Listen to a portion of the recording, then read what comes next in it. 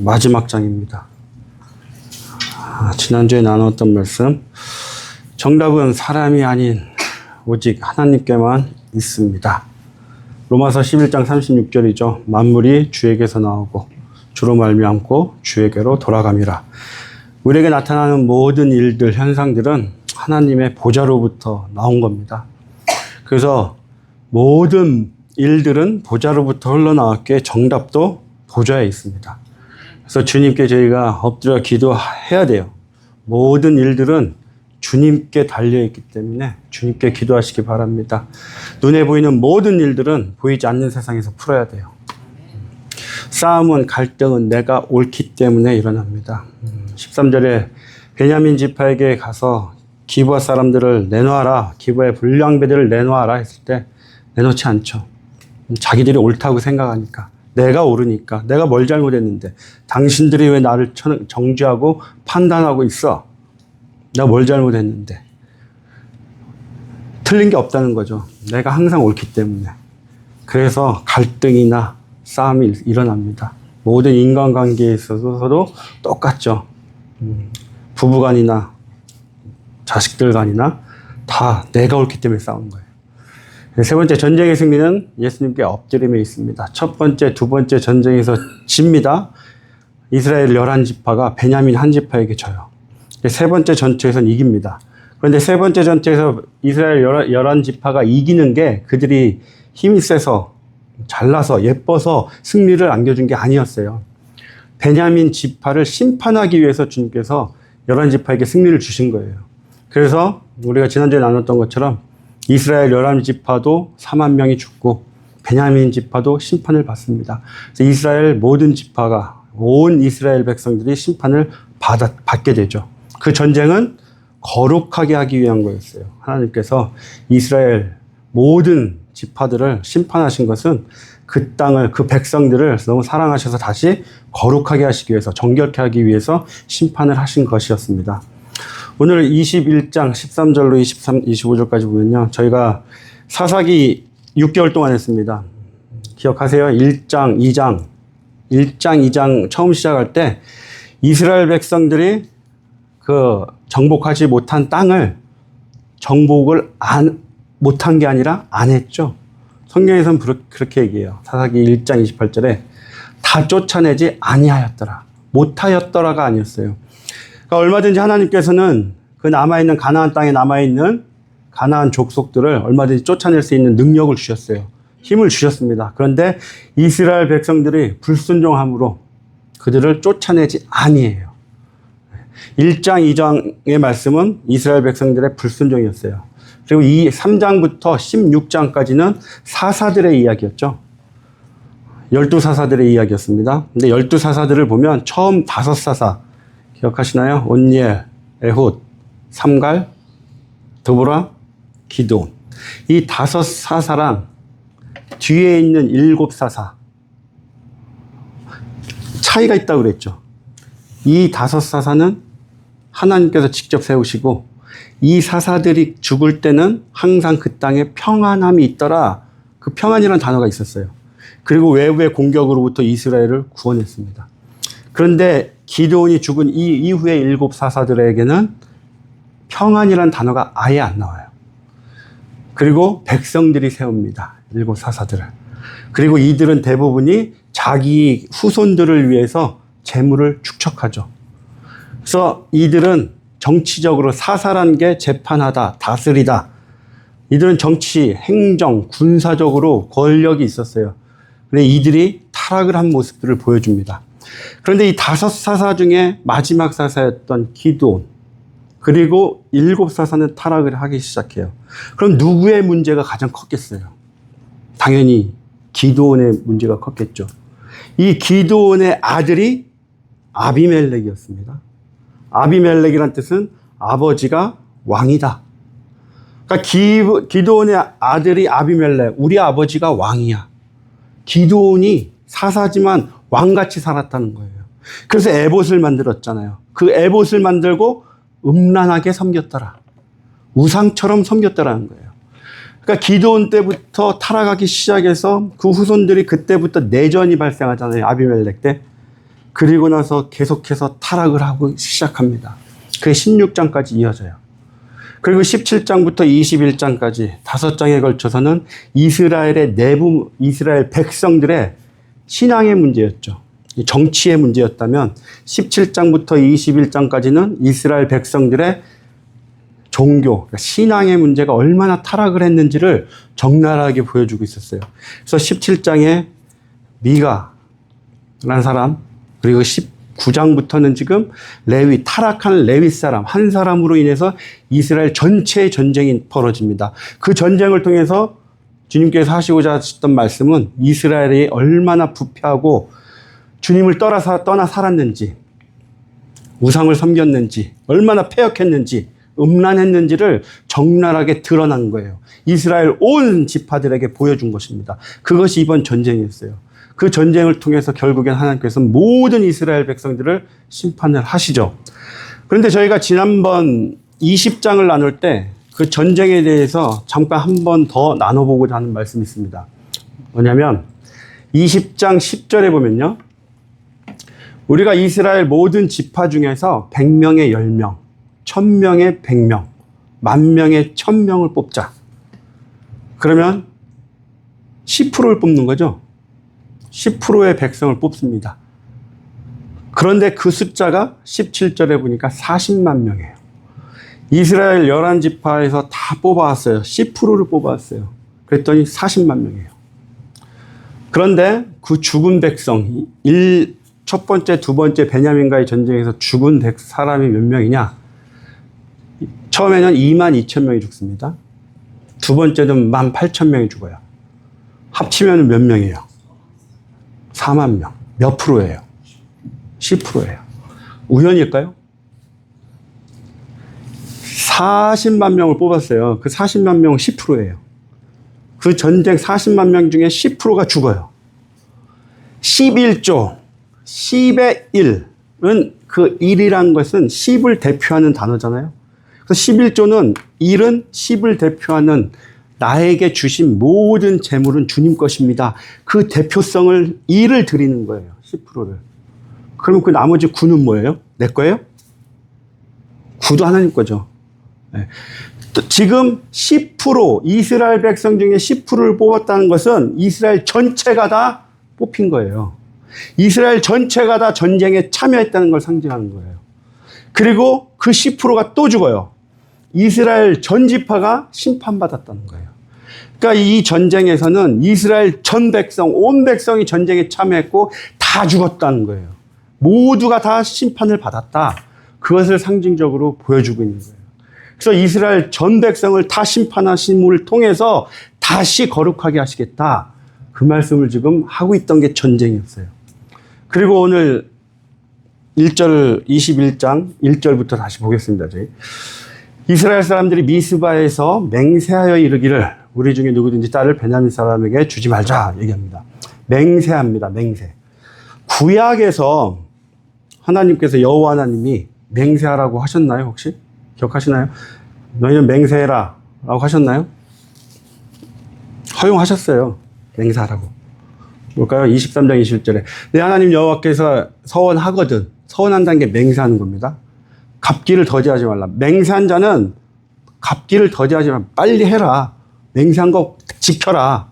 내 하나님 여호와께서 반드시 그것을 내게 요구하시리라니 더디면 그것이 내게 죄가 될 것이라. 맹세한 것을 안 지키면 죄가 된다는 거예요. 근데 맹세는 해도 돼 라는 거예요. 그런데 신약에서 예수님께서는 분명히 산상수훈에서 말씀하세요. 산상수훈에서 마태복음 5장 33절 구약에서 너희는 얘기하는 것입니다. 33절이 구약에서 또 옛사람에게 말한 바 헛맹세를 하지 말고 내 맹세한 것을 주께 지키라 하였다는 것을 너희가 들었으나 지키라 들었으나 율법에 들었으나 34절 예수님께서 그것을 다시 해석해 주시는 거예요. 해석해 주시는데 나는 너희에게 이르노니 도무지 맹세하지 말라. 하늘로도 하지 말고 하나님의 보좌로도 하지 말고 땅으로도 하지 말라고 말씀하시는 거예요. 그러니까 예수님께서는 저희에게 맹세하지 마라 라고 분명히 말씀하세요. 대신 옳다 아니다 대답하래요. 그러면 주님께서 저희에게 맹세하지 말하라고 예수님께서 하신 이유가 이유가 있으실 거 아니에요. 맹세하지 마. 구약에서는 맹세하면 반드시 지키지 않으면 죄야. 그러나 나는 너희에게 말하는데 아예 하지 마. 맹세하지 마. 라고 말씀하세요. 그 의미는 뭐냐면 저희가 성경 공부할 때 산상수훈 나눌 때 했었는데 예를 들어서요. 어떤 김 집사님이 계세요. 만불이 필요해. 그래서 얘기합니다. 제가 만불이 필요합니다. 근데 사람들이 얘기해요. 아우, 저 김 집사님이면 얼마든지 빌려줘야지 내가. 서로 빌려주겠다고 하는 거예요. 저분은 우리가 믿지. 당연히. 근데 이 집사님이 계세요. 만불이 필요하대요. 만불 좀 빌려줄래요? 다 안 빌려줘요. 내가 당신 어떻게 믿고, 당신 어떻게 믿고, 안 빌려줘요. 이게 맹세. 그러면 뭐라고 하겠어요? 내가 정말 맹세할게. 다음 달 1일 날 줄게. 맹세할게. 그 얘기예요. 무슨 의미냐면 너희의 삶 속에서 맹세하지 않아도 되는 삶을 살아라. 김 집사처럼 맹세하지 않아도 사람들이 너를 보면 저 사람은 예수 믿는 사람이네. 예수 믿는 사람이니까 저 사람은 우리가 안 따져도 돼. 그냥 믿어도 돼. 맹세 안 시켜도 돼. 그러한 삶을 살아가는 거예요. 그게 우리에게 너희는 맹세하지 마. 그 말씀을 하시는 거예요. 저희는 예수님이 계시잖아요. 어디 가서도 진실되게 살아야 되잖아요. 어디 가서도 거짓말하면 안 되잖아요. 그러니까 저희가 하는 모든 것들은 진실돼야 돼요. 솔직해야 되는 거예요. 그래서 사람들이 보고 저 사람은 달라. 예수 있어. 저 안에 예수 분명히 있어. 믿어도 돼. 맹세 안 해도 돼요. 그러한 삶을 사시길 소망합니다. 맹세하지 않아도 되는 그러한 삶 사시기 바랍니다. 네. 미스바에서 맹세합니다. 지금 장소가요, 미스바예요. 베델이 아니에요. 세겜도 아니에요. 미스바예요. 미스바는 성소가 없습니다. 성막이 없는 데예요. 그냥 자기들이 모여서 여기서 우리 다 모여. 여기서 맹세하자는 거예요. 거기서 맹세를 하는데 어떤 맹세냐? 베냐민 사람에게 우리 아내를 주지 말자. 첫 번째 맹세는 이거예요. 두 번째 맹세는 5절에 나옵니다. 5절에 여호와 앞에 이르지 아니하는 자는 반드시 죽일 것이라. 미스바에서 우리가 모여서 맹세를 하는데 이 자리에 나오지 않은 자는 우리가 반드시 죽일 거야. 두 가지 맹세를 한 거예요. 베냐민 사람에게 딸을 주지 말자. 이 자리에 참석하지 아니하는 자를 죽이자. 이 맹세한 내용이 중요합니다. 그런데 어디서 했냐? 미스바에서 했어요. 그 특징이 미스바에서 했다는 것은 하나님과 전혀 관계가 없어요. 자신들이 한 거예요. 내가 그냥 우리끼리 모여서 맹세한 거예요. 그렇다면 하나님과 무관한 맹세라는 거예요. 이 맹세는 중요한 건 그거예요. 2절 볼게요. 백성이 베델에 이르러 거기서 저녁까지 하나님 앞에 앉아서 큰 소리로 울며 이르되 이스라엘의 하나님 여호와여 어찌하여 이스라엘에 이런 일이 생겨서 오늘 이스라엘 중에 한 지파가 없어지게 하시나이까 하더니. 지금 잘 들어보세요. 이스라엘 중에 한 지파가 없어지게 하시나이까. 누가 했다는 거예요? 하나님이 했다는 거예요. 누가 했는데요? 자기네가 했잖아요. 자기네가 하나님한테 묻지도 않았어요. 이 전쟁. 묻지도 않고 누가 먼저 올라갈까요? 다 결정해놓고 전쟁하겠다고 결정해놓고 안 나온 지파 죽이겠다고 결정해놓고 자기네가 한 거예요. 그런데 하나님께서 하셨다고 지금 탓을 돌리는 거예요. 잘 되면 내 탓, 잘못되면 하나님 탓입니다. 우리가 살면서 어떤 분이 전화가 와서 자기는 하나님께 정말 열심히 예배드리고 있고 말씀도 열심히 읽고 기도도 열심히 합니다. 그런데 도대체 왜 저한테 이런 시련을 주시나요? 비즈니스도 지금 안 되고 사람들 속썩이고 있고 너무 힘듭니다. 하나님이 왜 저한테 이러시는지 모르겠어요. 그런 내용을 전화를 하더라고요. 하나님 탓하는 거예요. 그리고 그분은 복을 위해서 이미 하나님을 믿는 거죠. 내가 잘 되기 위해서 믿는 거죠. 안 되면 하나님 탓. 여러분, 안 되면 내 탓이에요. 이걸 반대로 하셔야 돼요. 잘 되면 하나님께 영광이고요. 잘못되면 내 탓인 거예요. 나에게 어떤 문제가 있든지 내가 나의 믿음이 주님께 복을 받기 위한 믿음인지 그 나의 믿음을 점검해 봐야 돼요. 그런데 우리는 안 되면 하나님, 누군가 하나를 잡아야 돼요. 목사 탓을 하든지 교회 탓을 하더라고요. 안 되면 교회 탓, 목사 탓, 하나님 탓 하지 마시기 바랍니다. 내 탓이에요, 내 탓. 왜 남을 탓합니까? 내가 주님 앞에 엎드리면 돼요. 나의 문제를 찾으면 돼요. 그때 해결됩니다. 이튿날에 백성이 일찍 일어나 거기에 한 제단을 쌓고 번제와 화목제를 드렸더라. 화목제는요, 하나님과 화목하기 위해서 지내는 거잖아요. 그러면 화목제를 드리기 위해서는 전제 조건이 있어요. 죄에 대해서 해결이 돼야 돼요. 그래서 번제를 같이 드려요. 번제는 내 아의 죄를 속죄하는 제사잖아요. 그래서 번제를 통해서 내가 속죄를 받고 화목제를 드리는 거예요. 그래서 번제와 화목제를 드렸더라. 지금으로 얘기하면 예배를 드린 거죠. 예배를 드렸어요. 그런데 5절 보세요. 이스라엘 자손이 이르되 이스라엘 온 지파 중에 총회와 함께하여 여호와 앞에 올라오지 아니한 자가 누구냐? 이는 그들이 크게 맹세하기를 미스바에 와서 여호와 앞에 이르지 아니한 자는 반드시 죽일 것이라. 지금요, 번제와 화목제를 드린 거예요. 예배를 잘 드렸어요. 그런데 이들의 입에서 나온 말을 보세요.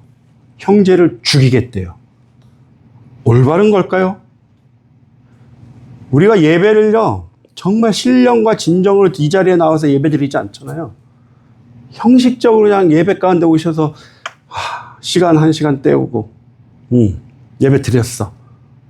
돌아가잖아요. 변화되지 않습니다. 그대로예요. 삶이 절대 변화될 수가 없습니다. 실제로 이사야서 1장 보세요.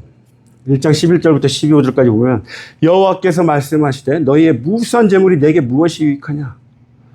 여러분, 주님께서는 재물 하나도 필요 없어요. 이 세상 모든 게 다 주님 건데 여러분들이 재물 많이 갖고 오신다고 주님이 기뻐하고 예뻐하시 아닙니다. 마음을 받으시지. 너희가 내 앞에 보이러 오니 이것을 누가 너희에게 요구하였느냐? 내 마당만 밟을 뿐이니라. 너희들이 형식적으로 와서 마당만 밟고 형식적인 예배만 드리고 주님 나 왔어요. 예배 드렸어요. 하고 가는 거예요. 그 모습을 싫어하시는 거예요. 형식적인 예배를. 헛된 재물을 다시는 가져오지 말라. 분향은 내게 가증히 여기는 바요. 월삭과 안식일과 대회로 모이는 것도 그러하니 성회와 아울러 악을 행하는 것을 내가 견디지 못하겠노라. 15절 볼까요? 너희가 손을 펼 때에, 손을 편다는 것은 우리가 이렇게 기도하든지 이렇게 기도하잖아요. 기도하는 모습이에요. 기도할 때에 내가 내 눈을 너희에게서 가리고 너희가 많이 기도할지라도 내가 듣지 아니하리니 이는 너희의 손에 피가 가득함이라. 악이 가득하다는 거예요. 지금 이스라엘 백성들이 그거예요. 예배 잘 드렸어요. 그런데 악독이 그대로 있는 거예요. 예배 다 드렸지만 내가 쟤를 죽이리라. 잘못된 예배 드린 거예요. 여러분, 이 시간 예배 드린 자리는요, 정말 우리 안에 있는 모든 것을 주님께 올려드리길 소망합니다. 내 안에 선하지 못한 것들, 악한 것들, 주님 앞에 회개하시기 바라요.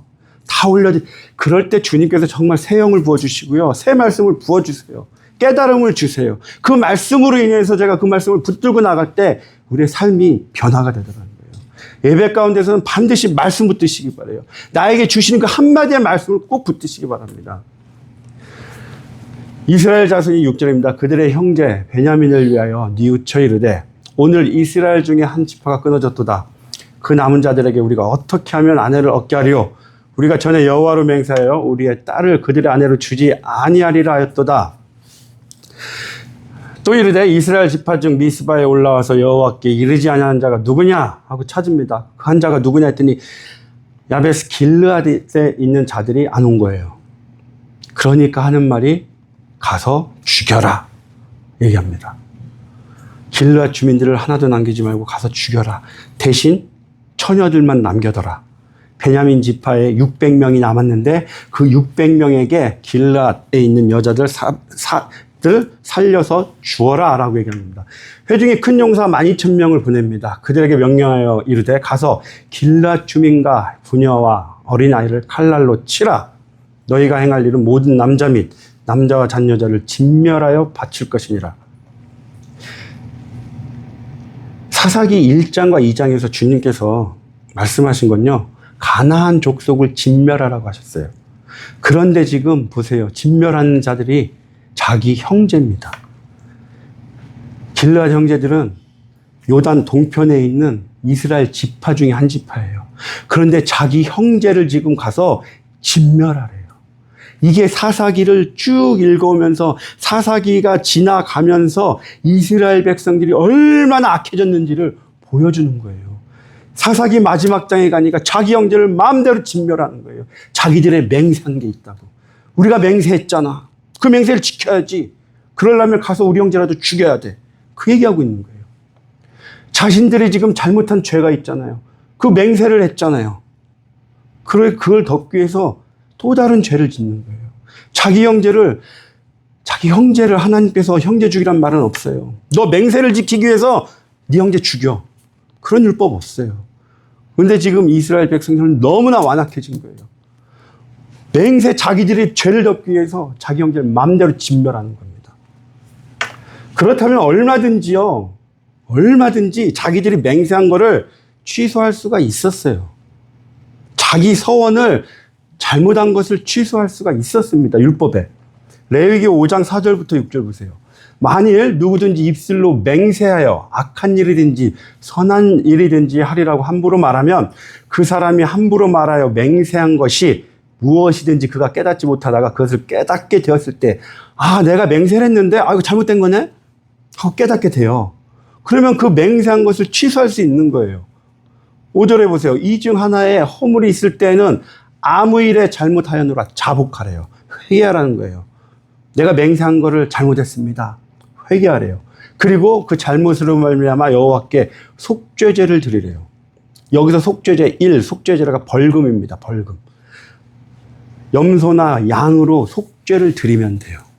그러면 자기가 맹세한 거 서원한 게 없어지는 거예요. 그러면 지금 이스라엘 백성들은 얼마든지 지금 자신들이 맹세한 죄 속죄할 수 있잖아요. 그냥 안 해요.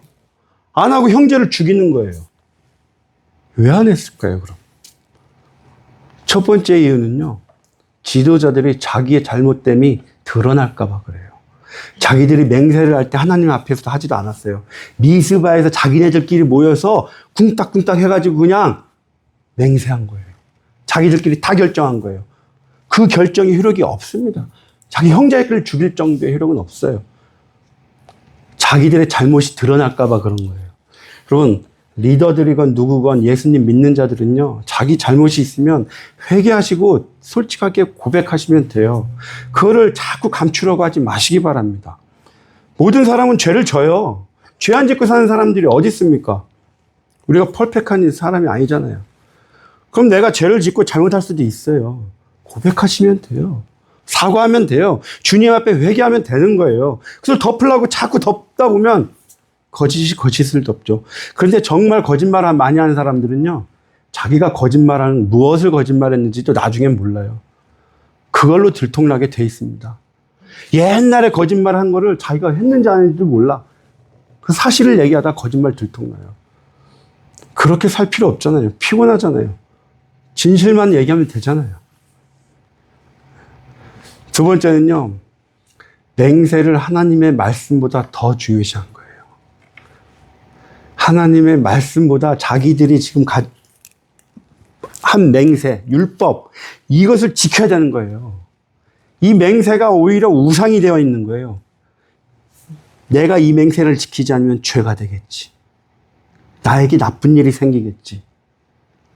이것이 하나님의 말씀. 무슨 의미냐? 하나님의 말씀이 이미 저기 바닥에 떨어진 거예요. 하나님의 권위가 저 바닥에 떨어진 거예요. 하나님 여호와 누군데?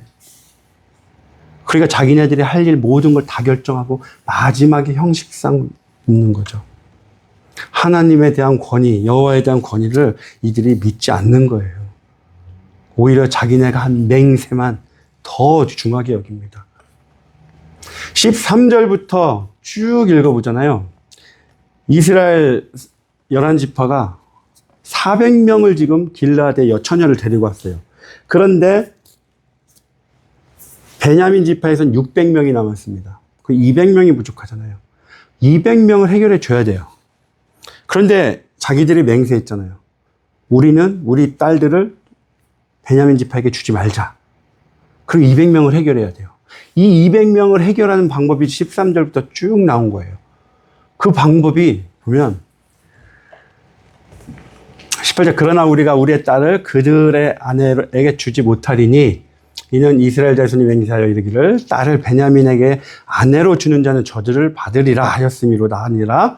19절 또 이르되 보라 베델 북쪽 르보나 남쪽 베델에서 세겜으로 올라가는 큰 길 동쪽 실로에는 이 당시에 성막이 있었습니다. 성소가 있었어요. 그래서 매년 여호와의 명절이 있도다. 여호와의 절기가 있었습니다.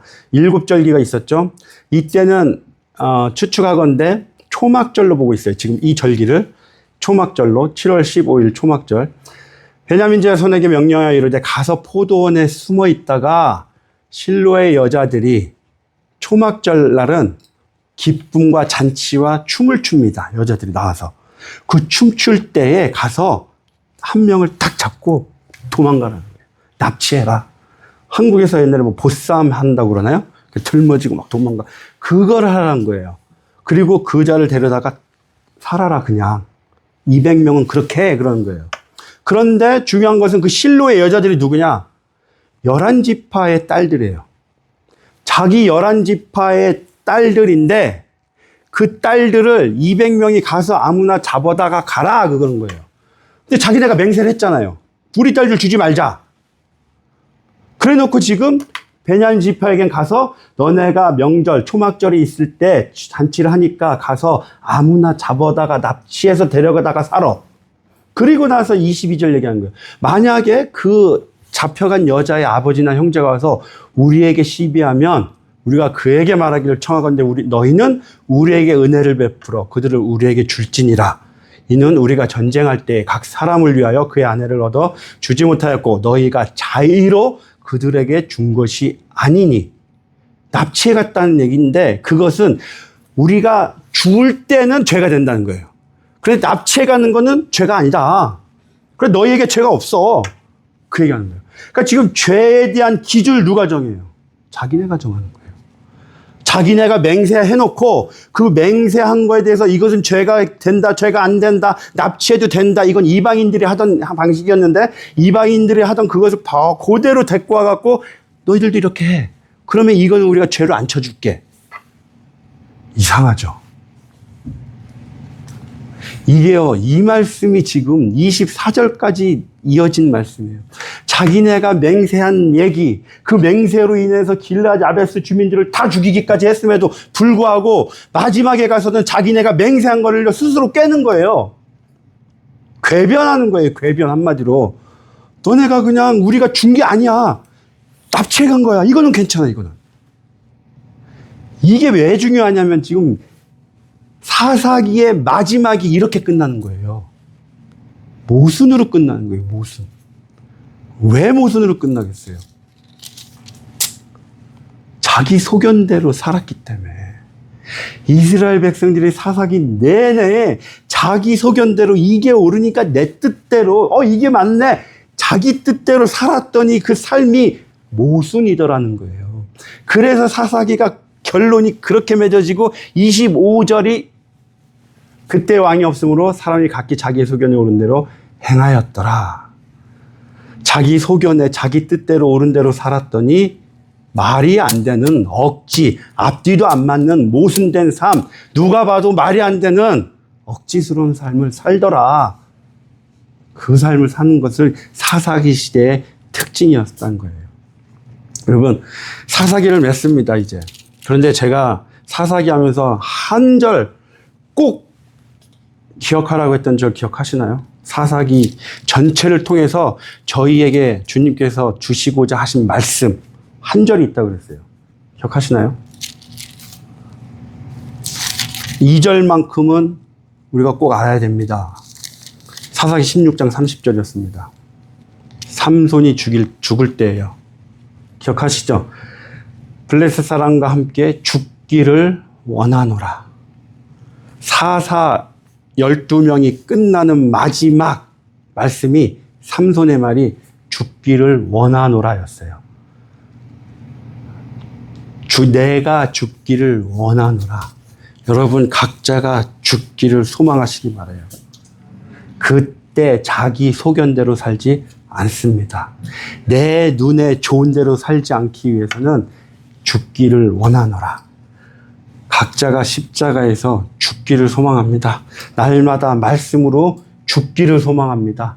그 죽음을 통해서 예수 그리스도와 함께 부활한 역사가 일어나시길 주님의 이름으로 축원드리겠습니다. 네, 기도드리시겠습니다. 하나님 아버지 감사합니다. 저희들이 예배의 자리에 불러주셔서 감사합니다. 이 예배 가운데 저희들 온 마음과 정성을 다하여 드려지게 하여 주시옵소서.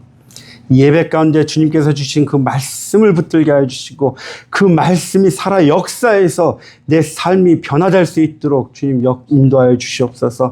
십자가 앞에 날마다 죽기를 소망합니다. 주님의 말씀 앞에 제가 날마다 죽기를 소망합니다. 내 소견대로 살지 않게 하여 주시옵소서. 우리의 삶이 모순된 삶이 되지 않게 하여 주시옵소서.